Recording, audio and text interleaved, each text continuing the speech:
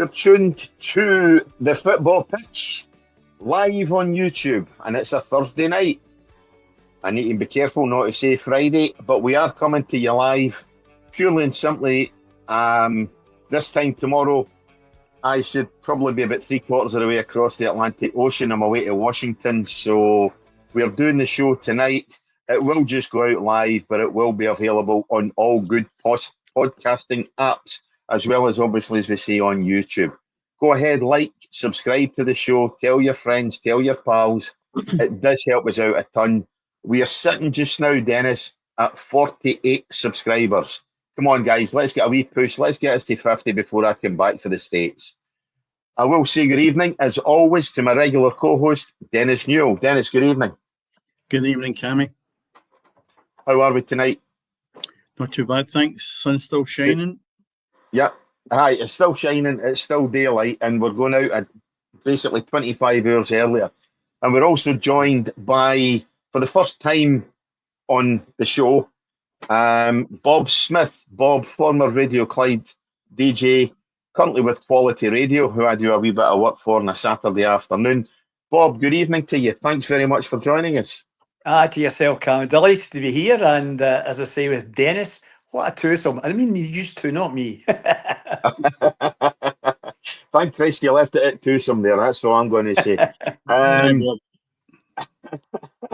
Right, so where do we start? Let's look back at the week. I'm afraid we have to look back at the weekend. Obviously, the last few shows we've done, we've pretty much had a special guest on and really concentrated on their kind of specialist subject almost. But we are back to a kind of normal show, and it is looking back at the weekend. The best place to start is Ibrox on Sunday afternoon. Let's get that out the road, because it's going to be one hell of a miserable show tonight. Possibly one of the worst Old Firm games of recent memory, you know, and it's such a shame because the Old Firm games of the last couple of seasons have actually been decent affairs, but that was on Sunday. Absolutely dreadful, Dennis. Yeah. Fortunately, Cammy, I didn't see it. I had a weekend away, and I'm delighted that I didn't watch it, because in the run-up to this, I thought, this is the two worst teams I've seen being produced by Celtic and Rangers in my lifetime. Now, somebody might say you're exaggerating. Not for a second. There is players in these two teams that wouldn't go back 10 years and clean the boots of some of the players that were on show then. It's that bad. And the supporters seem to accept it to a degree and put up with it. And the both camps are mismanaged, not necessarily on the park by their managers, but at boardroom level, it's a shambles. Now, I could have a rant here and talk probably for the hour on it, but you basically have to get down to say, what is the problem? How do you fix it? Well, the problem starts at the top, and you've really got to look at the input of players onto the park, and also the selling habits of Celtic especially, and what they really want to dish up for the fans. I don't think they're fair, and I know there's no sentiment in football. I've learned that throughout my life, but the bottom line is there's good people at both of these clubs paying good money to go and watch them, and they're being shortchanged. And they've been shortchanged, as I repeat, because of the mismanagement of the club. And it filters right down. There's people at the club that are being directed either not to bring in the quality because it's a cost, or they haven't got the ability to identify the correct players for these two massive clubs. If you look at the fan base that both of them have got throughout the world, it's actually shocking that the snippets I did see of the game, it's just a build-up from the weeks before, just as bad. And I just feel it's a bit, what do you say, poor on the fact that Scottish football doesn't get well recognised, especially my colleagues down south. They actually said to me last week, now we know when you've actually been having a go at Scottish football, the product being poor, we now know what you mean. It was absolutely dire when a few of them watched the Old Firm game at the weekend. And what do you say? You can't say much more than that. I can look at the teams now and go through individuals that are no fit for they're jersey fillers. Mm-hmm. They're jersey fillers in both camps. And that's no use when you're at that level. Sorry? Yeah. Some of these jerseys are empty. You know, like Saeed he has an empty shirt. I've had Celtic supporters actually use that phrase, he's an empty jersey. You know, and that's and that's poor. Bob, I'm going to say Dennis has been a wee bit unkind there by saying that the product is poor in Scotland. Yes, Rangers and Celtic are poor. They're not living up to expectations. But I think when you look at the form of Hearts this year, the form of Hibs, Hibs I think are very unfortunate to be out of Europe, Bob. But when we look at that Old Firm game, that is our biggest spectacle. It is the biggest stage. It's the biggest chance for selling the game. And we are not going to get many buyers to invest in Scottish football, much needed money, when Rangers and Celtic are putting up a spectacle like that. You're bang on. And the big thing going into that game on Sunday, Cammy, was probably it was its lowest ebb of a game. You know, we went into the game, but remember, even before we got on the park, let's get right into the managers' rooms. And we'll obviously not talk about Brendan Rodgers just now, but getting into the game, obviously, the pressure that Russell Martin was through now, what he was doing, he was extracting the normal chat you would have about who's going to be playing up front, who's going to play midfield, will it be a 3-0 or whatever. All the talk was all around Russell Martin. Now, we also knew that, to be fair to the fans and the press as well, you know, the background to get into that game for him was shocking. Everybody admitted it. I interviewed him the week before when we were playing against St Mirren, and I happened to say to him, and you'll remember the bit that I'm talking about, when I think it commandeered a lot of press talk, was, why are you wearing that T-shirt? You know, you shouldn't be wearing a sort of black T-shirt. Why are you not wearing the shirt and tie? What, I mean, you're a Rangers manager. So what I done on that interview with him, I thought, should I? Yeah, I'm going to do it. So as we were getting to the end of it, because I talked about the young lad Mason scoring a equalising goal and how delighted he was, and he winked to me, meaning he got me out of jail there because he was struggling a wee bit, and he was able to then talk on the young one. But I said, just before you get away, Russell, I need to ask you, what colour of socks have you got on just now? And he went, what? And he went into stitches, as indeed the rest of the guys done. But what I'm saying is, for that to commandeer criticism to him, when obviously what he was doing, it was taking it away from him. But when you look at the players, I mean, I said there about the word ebb. What you're missing is the strength, the glory that they were able to install from them off the park right into the stands. But to be fair again to the players, a lot of it ain't just down to the directors. It's a case of, you know, the staff behind the scenes, the folk that are agents, the folk that are coaches that are looking, they've got a certain amount of time to say, sign them, should we? Should we not? Should we sign them? Yeah, sign them. And all they're looking at is recordings, either off the phone of one of your scouting staff that goes out to look at games, and they don't admit that, but a lot of it's taken on the old phone. They then come back, they then try to break it down into wee bits to say, oh, you see the way he took that throw in, he can be good for us. Or what then happens is they go back and they know the pressure that's on them from the week before's maybe poor result. We need to move quick, we need to keep them quiet. So all behind the scenes, there's so much happening. But just getting back again to what Dennis said there, absolute zilch. There was no real, you know, bit to the game where you could say a team's got control. And sometimes that because a team is good, but the two teams, they were just, there was no vibrancy, there was no fear factor in them.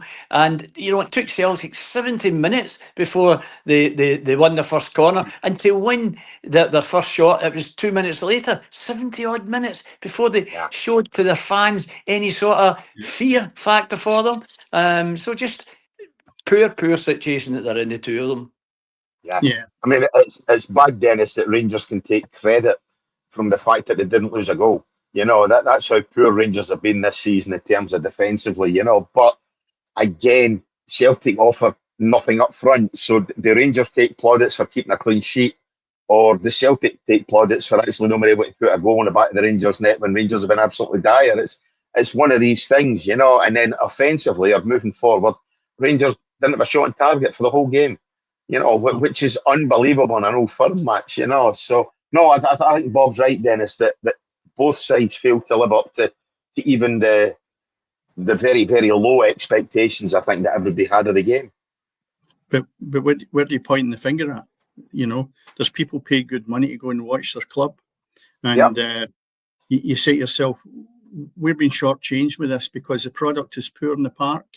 And you're right, there is better teams at this moment in time surfacing, like the Hibs, the Hearts, the Aberdeens to a point, or even Dundee United, who, if they've got anything about them this year, should see the product in Glasgow and say, by the way, they're 3-pointers, instead of going out and hopefully scraping a draw.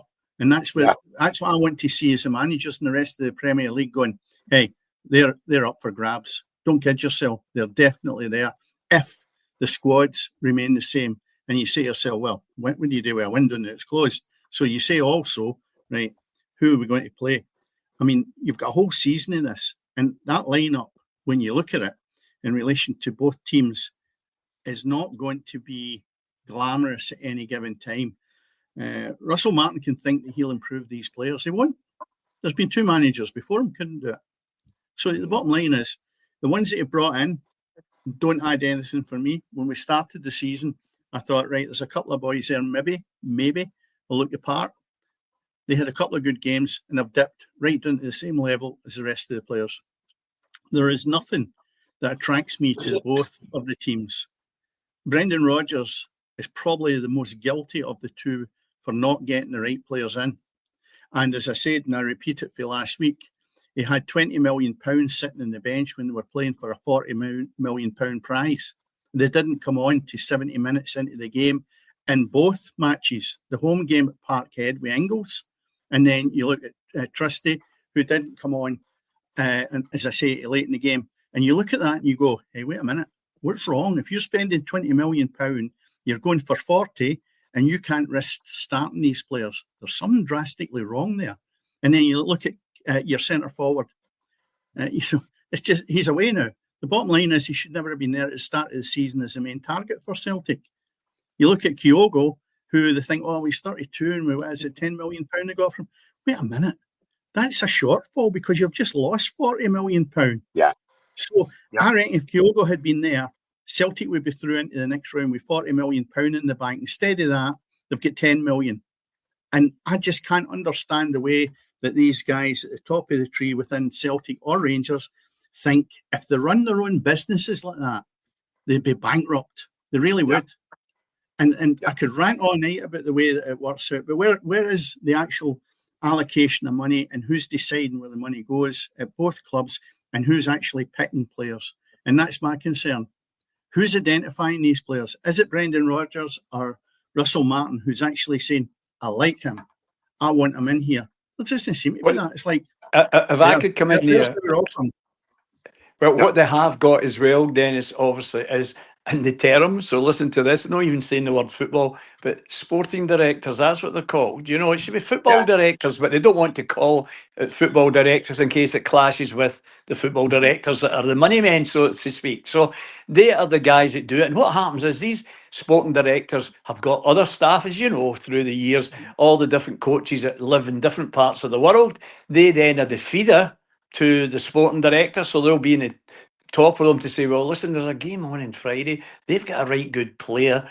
I'm thinking of going to see them. That's a good idea. But listen, I'll need to take a flight. I'll maybe need to stay. Oh, no, I'll tell you what to do. Have a wee, or you get anybody you know that you can talk to on the phone at the other end and tell me how he played, and we can take it from there. So what I'm saying is that it's costly as well, trying to go and see maybe a player that's available and at very short notice at the same time. So once that, if you like, drives up that interest, then it's up to the clubs to take it from there and quietly, you know, behind the scenes, get scouts or folk that they know that they can trust that goes and watches and looks and makes assumptions and come back and report it. So all that's happening behind the scenes. But again, it could all die down to somebody having a good game with a scout there or somebody that goes along expecting to see that. They don't even know who the player is because he's never been played, you know. So all the different things come into that, and it is a hard one at the end to make that assumption. You then being a football, let's say, sporting director, and you've said, get that player,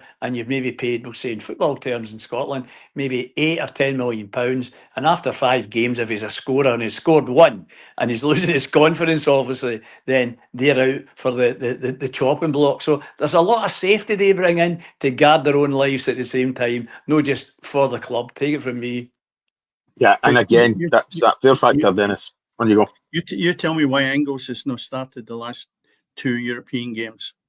Well, you're right there, but I think when you look at him as well, I just see that bit. If I was to say what lacks in him, when he gets that ball, he might look left, he might look right, he might decide to go forward, but he hasn't moved. Compare him then to the fast players, obviously, that don't play his position. Dennis, you know, we're talking about Maida, for example, the speed of him up front. What you don't see too much is Ingles running with that ball at his feet. Yep, he's maybe a great passer, but he does so much work in midfield and long balls going in. Eventually, clubs are able to handle that. And if the ball is not totally accurate, it's not just a case of a bad pass. What he then loses is his confidence. And then all of a sudden, he doesn't take these risks at square balls, side to side, or, oh no, I'll take the throw in kind of thing. So he's still young. Obviously, it's Celtic he's playing for, and it's a hard one from. He's got no real help as well, maybe beside him as a player. I don't mean behind the scenes, but as a player.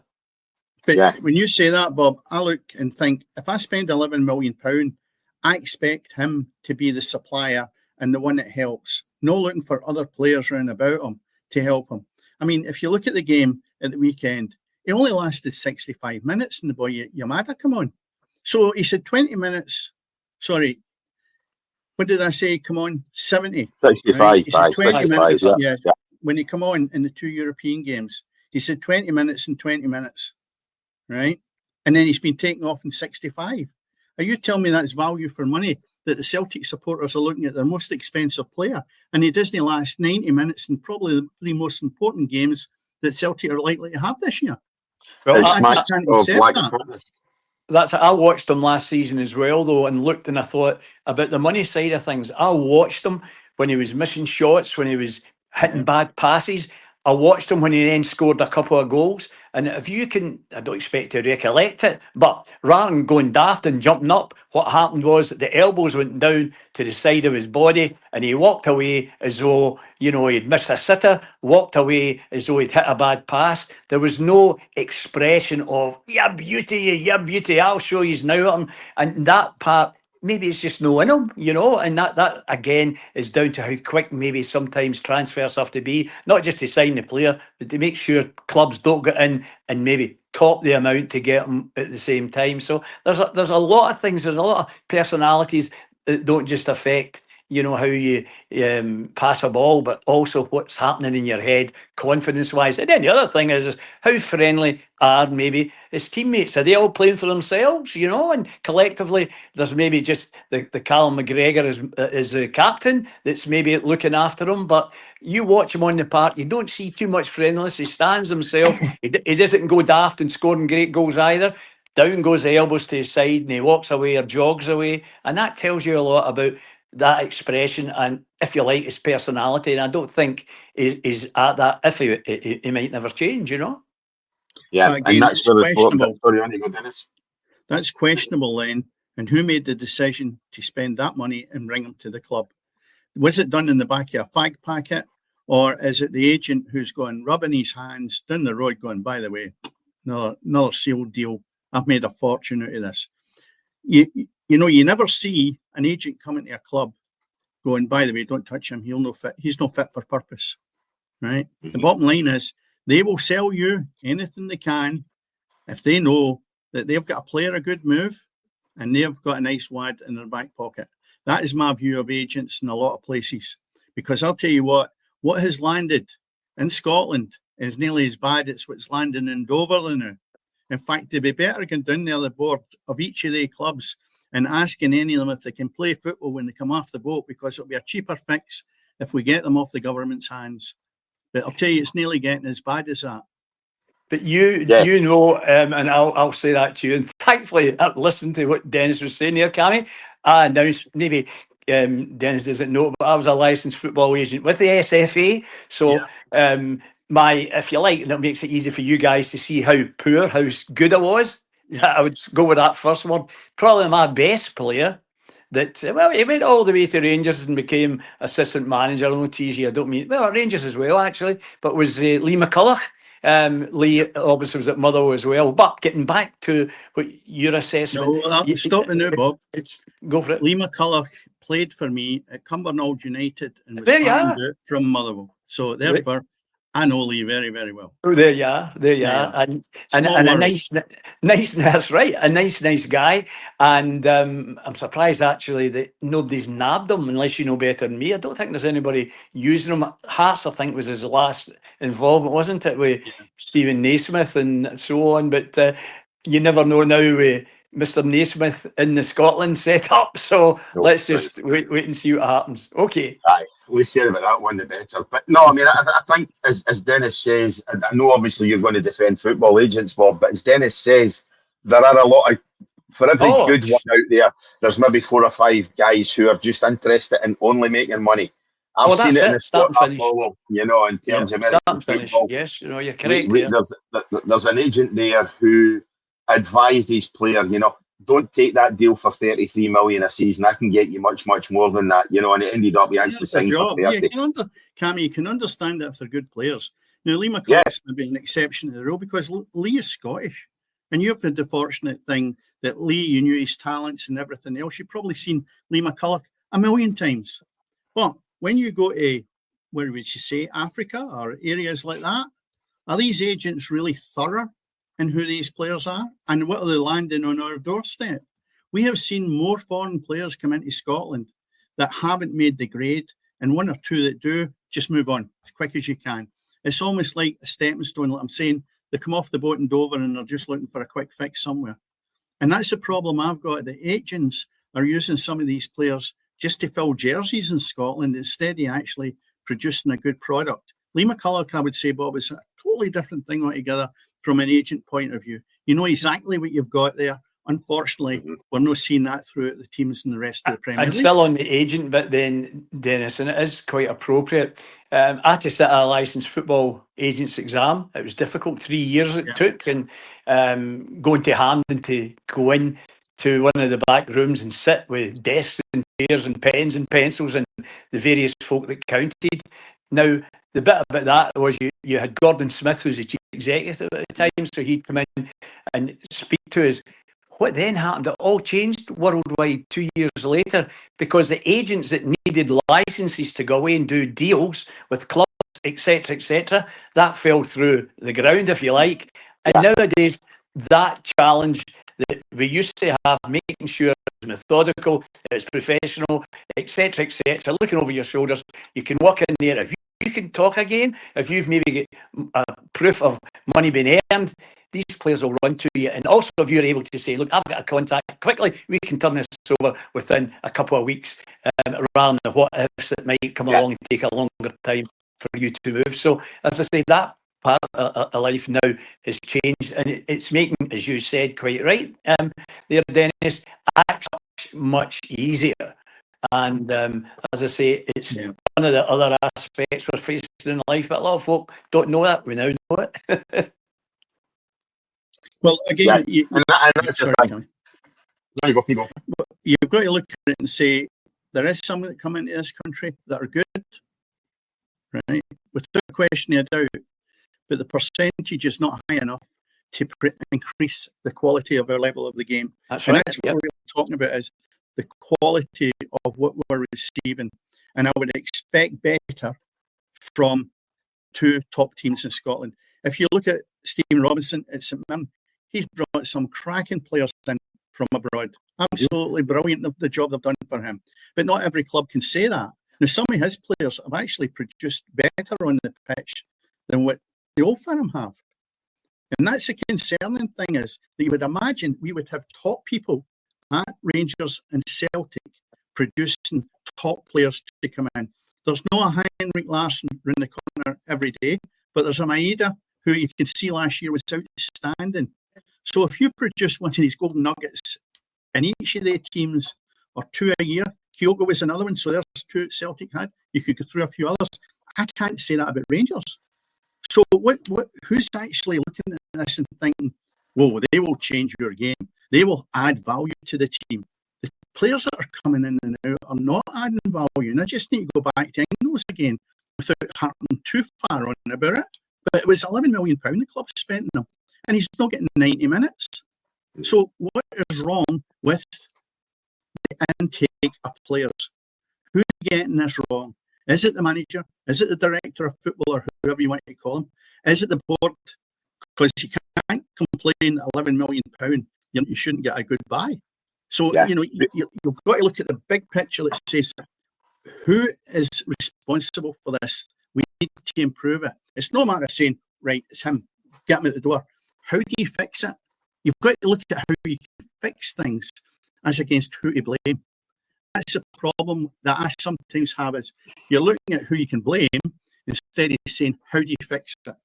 And that's what I think the old firm have got to start doing. You fix it by getting scouts, improving your scouting system, not looking at agents. Too often I think it is a case of now, agents shouldn't be acting for football clubs. Agents should be acting for players. And that's the thing where I think you're having not so much a go at agent, but having a pop almost at the agent. As I say, agents shouldn't be acting for clubs and trying to source players, and trying to turn around and say, well, I've got 4 players here on my books that would do you a turn.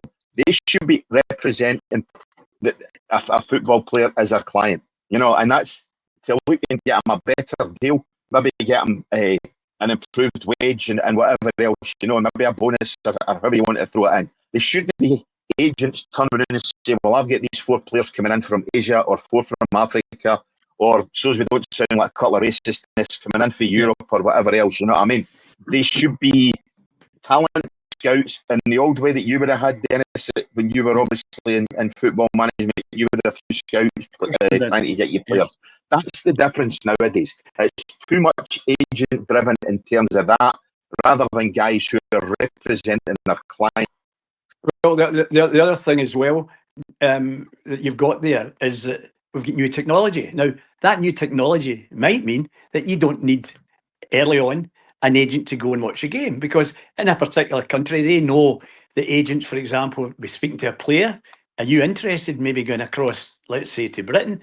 Would you be interested in Scotland? What then happens is they go on to the other federation in Scotland to say, have you got a list of your agents that you can give me names, addresses, phone numbers, etc.? What they then do is they record, the games, just as we are doing something like, say, a YouTube situation. They then send it in to guys like me that I was before, and it gives us a chance to make assumptions and then pass it on to other individuals. Now, these other individuals are just what Dennis come away and said there, who is responsible behind the scenes. Now, at every club, you've got one person, but they could have different roles.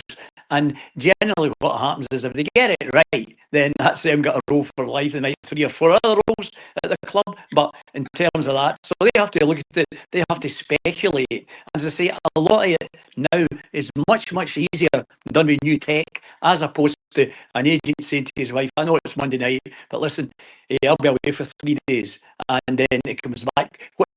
I was at the game. I had to go there quietly, and it's one of these things. So there's so much there, but we're in a better position technically than we've ever been as far as being able to suss out who's a good player. I mean, think about it. Even directors that are maybe keen on seeing a film, all they have to say to the person that's in charge of the agents at a club, do me a favour, could you give me some footage of that so I can take it home, get into the house and look at it, and it might just be done on his phone. You never had that years ago, it was straight to the point, taking risks, etc. So the technology can work for you, great, they look good, but also the folk know where to make the cuts, and generally you'll get players to be good enough for over here, for the Celtic Rangers, etc. But there's enough talent there to be able to go in and whisk up, if you like, a YouTube bit of film that will impress anybody looking in, and you can sharpen it up, etc., etc. And all that behind the scenes is still happening if a club is lazy. Would you want to spend 100 million like Chelsea were doing last season, just in one player and promising to get more in, etc., etc.? But a lot of it, maybe 10 or 15 million, you don't see it. They should be returning that, being successful, and they're not, The problem you've got is that we're not seeing the that's errors. right. And I think that's a weakness. We're not seeing errors from these players that have been brought in, when in actual fact, every manager will look at the weaknesses of players rather than the strengths, because the strengths will get you through, but the weakness element is what will crucify you. And I've got the worst thing in the world, and I still do it, is I look at a match and I'm looking at flaws in it. And that's just a bad habit. I still get entertained, but you're looking at the flaws. And to be honest, it's unhealthy at times, because when you're picking up, like Dessler, I hammered him last year because I kept going on about the fact that he made the league easy for Celtic to win. And the supporters never realised, he scored again, but he's missed 4 in the game. And they've just got a 1-each draw because he scored one. Oh, he got us out of jail. He's not got you out of jail. He's put you in the mire because of the amount of chances he's missed.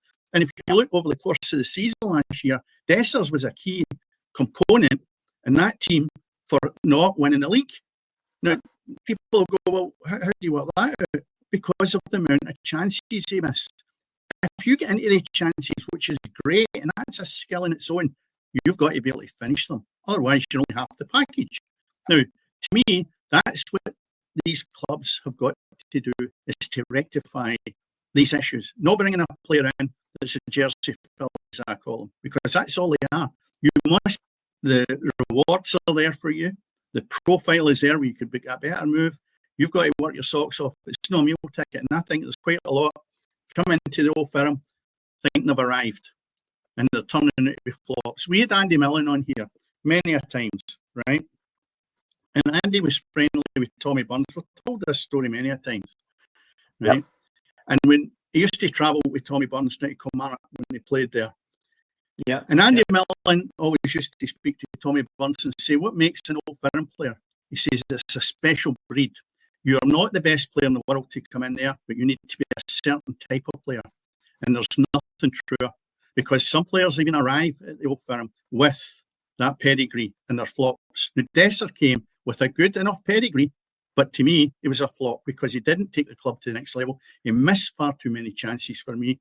And the bottom line is they're still relying on him to a degree to get them out the hole they're in. It's not going to happen. Yeah. 4 games in, Rangers are still to score a goal for open play, which I think is a phenomenal statistic. But anyway, moving away from the Old Firm, when we look at some of the other results at the weekend, please.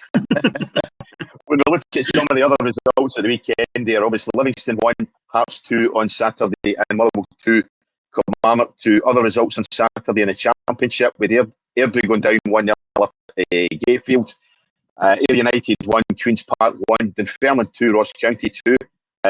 Obviously, Ross County have made an appointment this week. Manager Tony Dock's taking over at Ross County. Plastic Whistle, it's a superb appointment, I think. Partick Thistle I know Tony well. I know Tony well. The bit about him is he's been doing well. The good thing about him is that he hasn't been sitting about quietly, as they say, in the living room during that period of non-work, because what he has been doing, he's been doing his television stuff, you know, and he's been doing absolutely excellent. He's on there, it's cleaning the place. He'll always acknowledge you, and he knows the feelings of how players are. And up at Ross County, so nice as well. A very well-run club with a very good chairman in terms of he knows what to spend, when to spend it, where to spend it. But he's always been there behind the club, trying to get and oust them, obviously, out of the Premiership. He needs to keep them in there. They're down into the Championship, but you can be sure that you'll see some signings pretty shortly, and it'll have to be free signings as well. But Tony Dock won't sit around. Tony, please. Yeah. Was it yesterday? Yesterday. No, good appointment. Yeah. Good appointment. I think Ross County's gain will prove to be Dundee's loss. Other results in the Championship: Partick Thistle 3, Wraith Rovers 2, and St Johnstone dropped their first points in the league with a 1-each draw at home to Morton. Into League One, Cali. Good result. Good for result for Partick Thistle. Thistle as well. Yeah. Great result, because the bottom line is Mark Wilson's gone in there, and it's a hard task because they keep missing out in that promotion place. Last bit, you're right. Right. And that's a great result against Wraith Rovers. They're sitting in 4th place in the league now with 2 wins. They obviously lost the first one, then drew it, and then 2 wins. So sitting in 4th spot at this time, with the likes of St Johnstone at the top, I think Partick Thistle is going to look quite good this year. Yeah. Again, the Championship's going to be probably the best league, I think. Certainly. Unless obviously Hearts and Hibs can really push at the top. I think the Championship will be the best league. But moving into League One, Caley Thistle, they're looking, Dennis, as if they're going to be your bet for promotion this season. But they're 1-1-0 against Alloa. Montrose 2, Peterhead 1, Queen of the South 2, Kelty Hearts 1, Steny 1, East Fife 1, and Hamilton 0, Cove Rangers 0. And in League 2, to finish it off, Clyde 0, Elgin City 0, Dumbarton 1, Edinburgh City 2. Edinburgh City, what a start they've had to the season, in terms, obviously, they had that negative points to start with, and they're virtually already almost off the bottom of the table. So a fantastic start they've had. What was it? I think it was something to do with, again, financial problems, and you're playing Dumbarton, that happened to Dumbarton as well, didn't it? So Dumbarton, that's two teams playing against one another. That was last season for Dumbarton. That was 0 this season, so that was that. East Kilbride 5, Forfar 0. That's my tips for the title, get gubbed. Spartans 1, Annan 0, and Stirling Albion 1, Stranraer 0. So that was the results on Saturday. When we move into the Sunday games, let's see if the computer keeps up as quick as me. Obviously, we had the Old Firm game, which, as we know, finished nothing each, and I'm still trying to find the rest of the results. There we are. Dundee Derby, so Dundee go down 2-0 at home to Dundee United. Aberdeen losing 1-0 at home to Falkirk. Fantastic result for Falkirk, although Aberdeen did a lot of the game with 10 men. And Hibs 1, St Mirren 1 was the last result on Sunday. So that leaves, as you say, Dennis, the table is Celtic and Hearts at the top, each on 10 points. Hibs are in third spot with 5, and then we've got Dundee United with 4, Motherwell with 4, Killie with 4, Rangers with 4, Falkirk with 4. Everybody's got 4 with the exception of the sides I've already mentioned, plus St Mirren, Dundee and Aberdeen. So how do you handle the Aberdeen thing? I mean, there's Aberdeen, for example, just as you're saying that there, Cammy, no points. Now, no points, regardless of playing in Europe, no points with the money that's been spent, the money that they've been moving players on, bringing players in, all the promises. How can the fans now look forward to a half the decent season? It's going to be half a half. Do you know what I mean? The way things are looking, and their form does not impress you too much watching them. We had an Aberdeen supporter on a couple of weeks ago. In fact, I think it was the first week of the season he was on, Dennis. And he was saying that the change on the park at Aberdeen, in terms of they've let so many loan signings that they had last season, Bob, move on, obviously. The recruitment has been very, very difficult, I think, for them this season. He was looking forward to this season with somewhat of a bit of apprehension. Basically, shitting himself that Aberdeen were going to be pretty poor this season. And I think that's proven so far. In Europe, they just didn't live up to any kind of expectations at all. I think they were unlucky on Saturday on Sunday not to take anything for the game. But Falkirk obviously came into the game in the second half when they were playing against 10 men and just did enough to edge it. But I think on their first half performance, they could have made it 3, Dennis. Yeah, I'm looking at what they've actually got in September. Obviously, the free weekend with Scotland coming up, but they've got Livingston at home, and then they've got a League Cup quarter final against Motherwell. Not healthy if they get in that one either.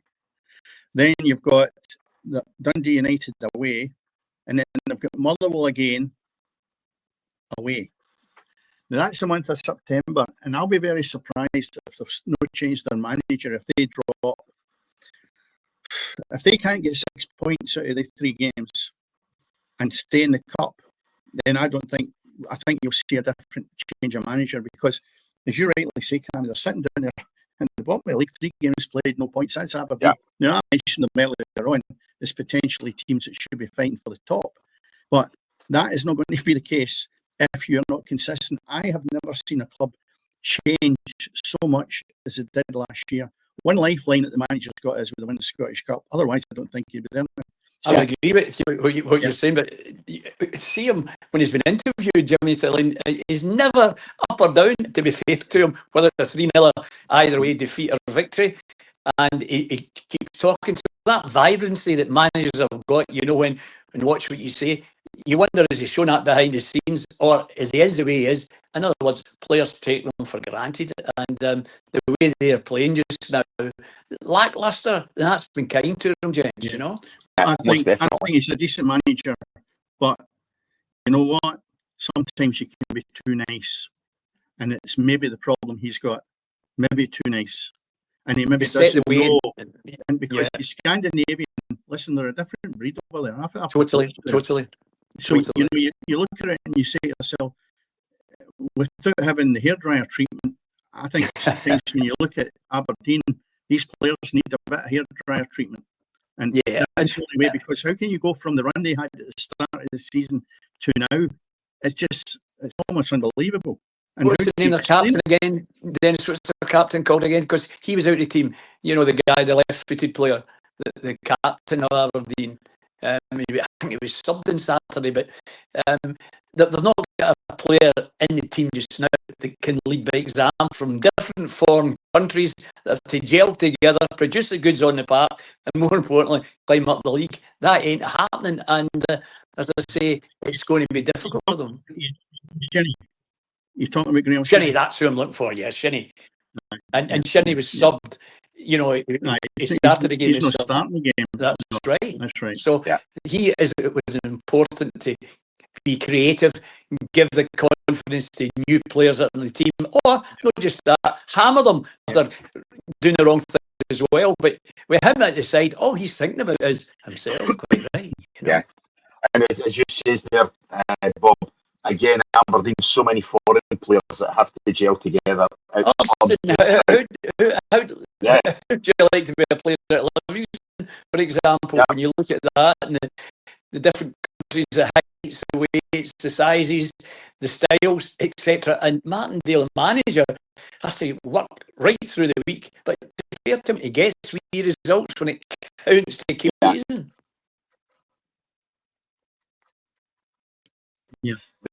That Tony, what Tony Bloom is doing there, you know, in terms of obviously the scouting system, the technology, and making use of the technology in the right way, you know. So that's it. But anyway, enough of thinking about the bread and butter stuff.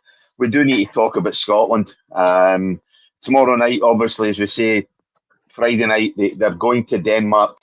8:15 kickoff. Denmark against Scotland in the World Cup qualifying. Scotland run in a very, very difficult group, including Greece, Belarus.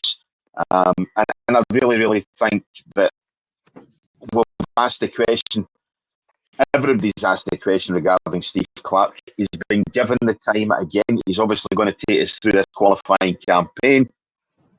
First of all, Bob, Dennis, I'll ask you, should he be given the chance to take us through the qualifying campaign? And then again, what's your thoughts on where we're going to end up within the qualifying campaign?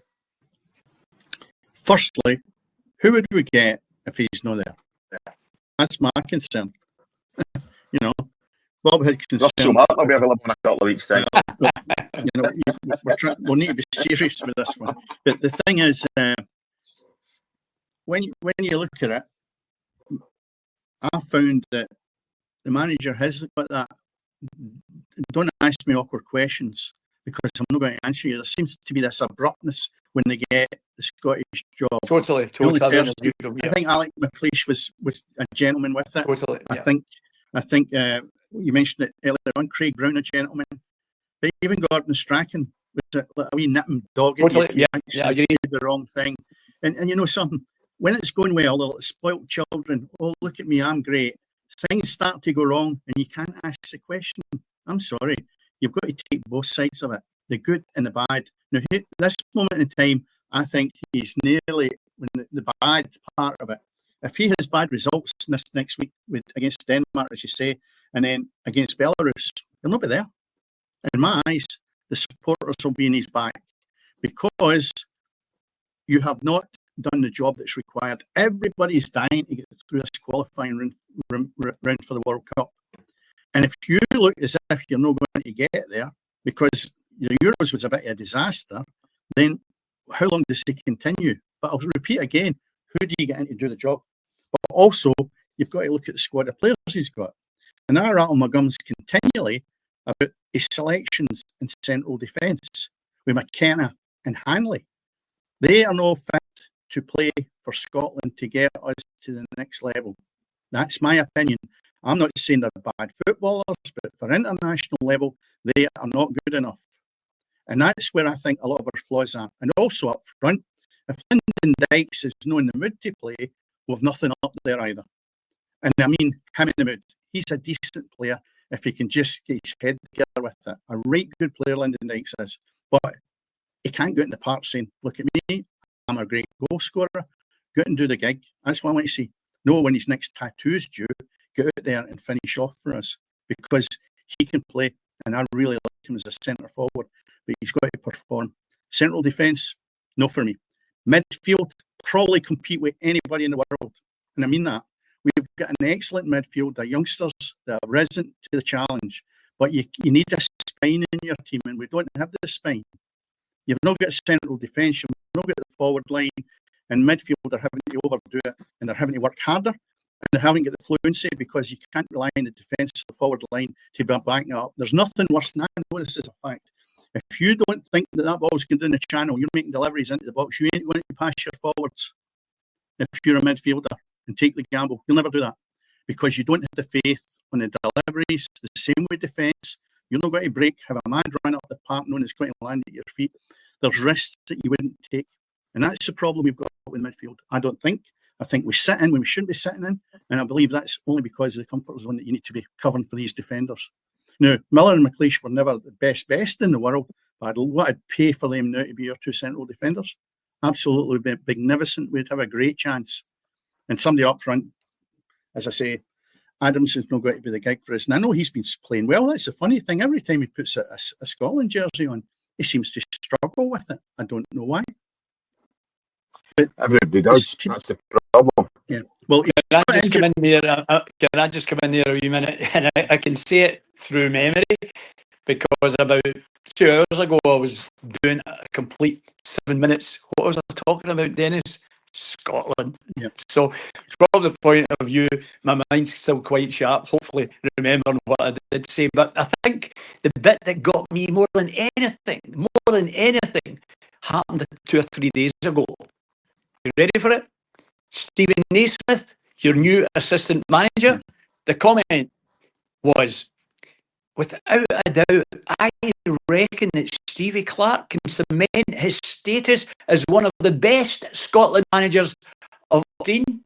Andy Roxburgh, Sir Alex Ferguson, wee Craigie Brown, and I always say that to people. But from the point of view in analysing where they are and how difficult it's going to be for them, they're playing against, and let's not kid ourselves, that are not top form just now is Denmark. They might be better than Scotland. They've got the home situation, but they're not going to be a team that they were maybe 10, 15 years ago. But when you begin to look through the Scotland team, and you've talked through some of them, but there's two that I would say that concerns me that would be obvious to a lot of team managers.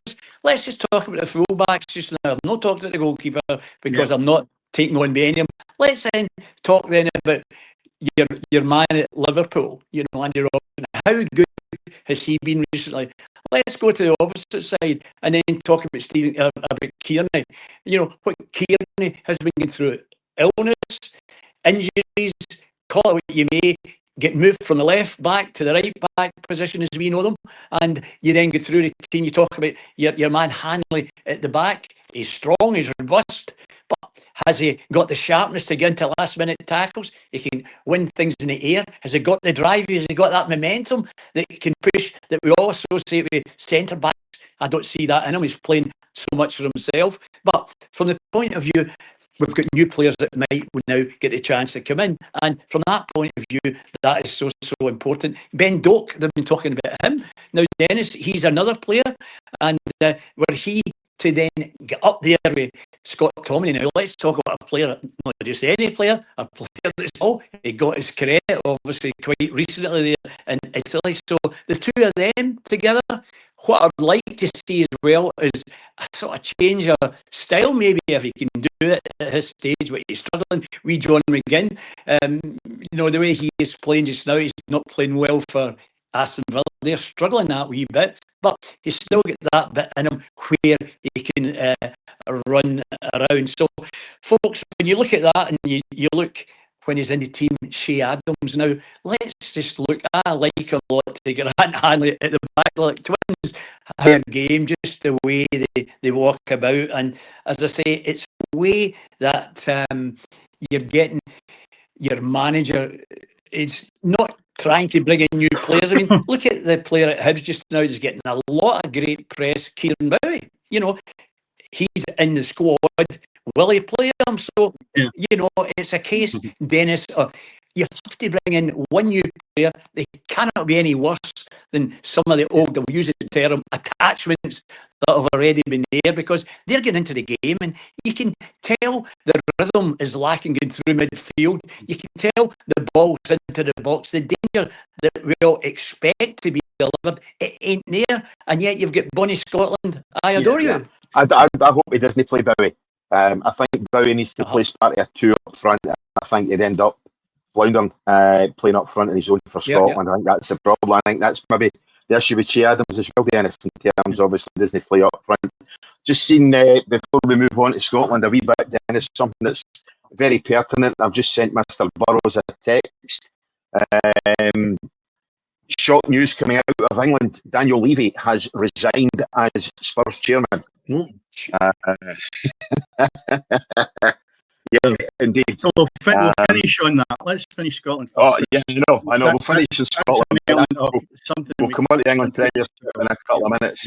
We'll come on to that in a couple of minutes. But I think that I think that's the problem. And as much as again we're looking at one up front, maybe one in behind if we're very, very fortunate, but I think that's the problem. And I hope he doesn't play Kieran Bowie up front in his own, because I think they see Clark thrown into the Wolves as well. And I think that would be wrong for his first cap to be away in a very, very difficult place like Denmark. Not that next week against Belarus I think it's going to be any easier, but I don't necessarily think that's the game to be blooding the young player in. I don't think that Steve Clark does that. I think it's maybe an attribute he's got where he doesn't blood them too soon. So I think Kieran Bowie won't start, probably be proved wrong, but he doesn't seem to take risks in his head, right? And the boy Bowie could be a bit of a risk. But then again, he's played the boy Wilson before. I would think that when you look at the back, you've also got to remember now that Kearney is injured and so is Ralston. They're both injured. So right away, he's got two defenders missing out there. But what I do think is he'll probably play the boy Max Johnson at right back. Robertson has not played or started the game with Liverpool yet. So I wouldn't say that's an issue. Probably for him, we've got a really strong, fresh player, because I felt at times when he was playing last year too many games.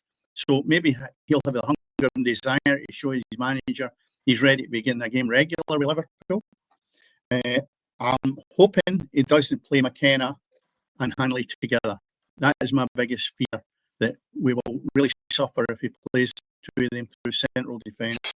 Where do you have the other option? John Suter for me is a certainty to play. I think he's a safe pair of hands in relation to what we've got in the defence. Not brilliant, but he's safe enough in relation to the other two I've mentioned. The midfield, you look at that midfield: Christie, Ferguson, Dope, Gilmer, McGinn, McLean, Tominey and Miller. With the exception of Kenny McLean, I'd have any of them in my team, any of them. So we're really strong in the middle of the park. Up front, Adams, Bowie, Dykes, Hurst. To me, I know Dykes has been injured for a while. I'd still throw him in there. As I repeat, can play, does he want to play? And that game, for me, on paper, is achievable. I still think we could get something out of the game. You've got to have belief in them, but it's whether they have done it, and they've got the capabilities of doing it. And I don't think we're better, with the exception of 3 players, I don't think we're better equipped than we've been in a long number of years. And I'm hoping they can maybe pull out the stops. But I'll probably sit there tomorrow night and moan and groan at it as I normally do. Yeah. Well, I've been in a fortunate position, as I say, where I'll not be able to watch it. I'll probably just be trying to get through immigration tomorrow at that time, when the game's on. So I'll certainly miss all of the game tomorrow night, and then Wednesday I'll probably miss that game as well. Sorry, Tuesday night, I know for a fact I'll miss that one as well. So I'll be very, very fortunate as much as I'm not going to have to watch either game and not be able to watch either game. But moving away from Scotland, as I say, we want the torture of it could be you've got the best shout of the two, going through security for an hour or sitting watching Scotland. I know watching Scotland. I know exactly. Can I swap places? It could be as good as that. I hope it'll be entertaining. The one thing is, we can be very critical of Stevie Clarke, and obviously I think most people are, certainly most people in the press definitely are. But there has been some entertaining games for Scotland, which maybe we haven't had in the past, so we'll maybe give them that anyway. But no, we'll come back to the news I touched on earlier on, Dennis, just before we're having a quick look down at England. Daniel Levy has resigned as Spurs chairman. I've got a text back from Andy Burrows, as I say, good friend of ours. It maybe means he'll buy me a pint extra tomorrow night now because he'll be celebrating a bit more, when I'm with him tomorrow night. But he has resigned as Spurs chairman. Basically, a statements came out. Longest serving chairman in the Premier League after purchasing a stake in Spurs for Alan Sugar. He'd overseen the building of a new training ground stadium overall for a lack of transfer investment. And then, as you mentioned last week, that you felt maybe Levy had flung some money at it this season, certainly. But again, the guys who know better than us, Spurs supporters, have been very, very critical of the fact that Spurs have not invested when they should have done. So, good thing for Spurs, Dennis, do you think? I think a lot of supporters were wishing this would happen, right? And we had Andy on a couple of weeks ago, and basically Andy was doing his rant. Normally me does them, but Andy had a good rant on wanting rid of him. And my view was, if it's that bad, don't pay your money to go and watch them, which Andy took on board. But probably he's maybe been standing next to him in the stand and shouting, "You need to get out before I kill you," because it was nearly getting to the stage that he was so frustrated with them that I actually thought maybe he's got a good valid point there, that Levy's taking as far as he could. Disgruntled supporters, no problem at all. One of my colleagues, Steve Hitchin, who's been on here, he's a Tottenham supporter. Steve wasn't too vocal about it when I spoke to him about it last week. The reason being, look where Tottenham are sitting now. Yeah. And you can't argue with that. If your team's winning games, then you look and your chairman is almost invisible. It's like a good referee. They don't come into play. And he has put in a good bit of money. I think when I last looked, it was something like £115 million or something like that. It was the third most that was spent in the summer window. So you say to yourself, well, he's put their money where their mouth is. I know his priorities, as Andy kept rightly saying, were not fully in football. But if you can keep your team at the top of the Premier League and you win a cup last year, you're not all wrong. But maybe the guys... That's right. But think about it as well. The way that Spurs have started, but they also have brought in an excellent manager in Franks, a great character. He's very good in one-to-ones. With 100 players, he's really, really good. He's getting great credit. And you're right, what you say, Dennis, they've went in a very, very good run as well. Get rid of a couple of really good players they've had for a long time. So a lot of changes at the back, but they've started the season well, as I say, and been guided by the former Brentford boss, your lad Franks. And, it's surprising, but maybe the other way to look at it is getting out whilst the going's good. You never know, as opposed to getting chased out by the team doing poor. Sometimes this is the time to do it, and they've waited a bit of time for it. Now he's been able to do it quietly. Yeah, but they did lose at the weekend. Sorry? Did they? Yeah. They did lose at the weekend. Right. So they lost at the weekend. They got beat with Bournemouth 1-0, and I watched a bit of that. Again, it was only highlights, and I looked at it and I said to myself, yeah, maybe they've slipped a little bit, but it's a long season. Dominated by Bournemouth. Yeah, okay. As I say, I only seen a bit. It was not enough to actually determine whether they were really poor. But I don't think it's a bad thing as well, because the supporters are looking for something different. Now, if they can get someone in there It's fresh blood. It's no any different than a player that's maybe giving you 50%, or he was a good player. I think that for Tottenham supporters, I think they'll find that this is great. It's another era coming in, and we can only look forward and up. And they're in a good position. They're in a right good position. It'd be different if we're sitting down at the bottom and the chairman walks away and they go, oh, what are we going to do now? Right? They're in a great position. They're in a viable position for somebody to come in there with maybe a bit of wealth or whatever they want to be doing with it, and they can move forward. Tottenham are a massive club, and I think probably they've not been up challenging for the Premiership often enough in the last 10 years that you could basically say it justifies them staying there. Yeah. Well, we know one thing. It's kept one person happy, if nobody else. Andy, you got your wish. Two people happy, because as I say, I'll get an extra pint or two off them tomorrow night now, you know. So, okay. So one's happy, two's delighted. That's it, exactly. You know, hey, listen, if I can get a Londoner to part with £1 coin, a couple of dollars to buy me a beer, mate, I've done better than most, you know. So there we are. Anyway, guys, that Daniel Levy news has obviously changed how we were going to finish the show. We're going to look at some of the form down south, but obviously I think it's more pertinent to look at some breaking news there while we were on air. So I will say thank you very, very much. You have been tuned in to the Football Pitch. As I said at the start of the podcast, go ahead, like, subscribe. If you've been tonight, don't tell anybody. But just come back. We will be back live in another couple of weeks. We've got a recorded episode which we did last night. Again, no lies here. We don't try and bullshit you. We're completely up front. We recorded one last night. We did try to record two, but somebody's internet just completely died on them. Dial-up's not working in Falkirk, I'm afraid. But as I say, thank you very, very much, as always, to Dennis Newell. Dennis, I shall see you in a few weeks' time. Yes, you have a really good time, Cammy. I know you'll be looking forward to it for a long while. And to Andy and the rest of the boys that have come on here, look after each other and make sure everybody gets back safely. Yeah, we will do. I'm quite sure we will do. I'll also thank you very, very much to Bob Smith. Bob, your first live episodes, I see, were part of the recording last night, which is going out next week. So how did it feel to be doing it live? Oh, fantastic. And the bit that is good is the knowledge of Dennis is excellent. From that point of view, he bails me out in things I thought I knew about, but no. Dennis, been obviously that wee bit older. Maybe that is a bit, but I'll be a week. Yeah, Dennis. maybe a week. From the point of view of flexibility, you know, and what we talked there, Cammy. So well done. Super. Yeah. I'm sure the back one.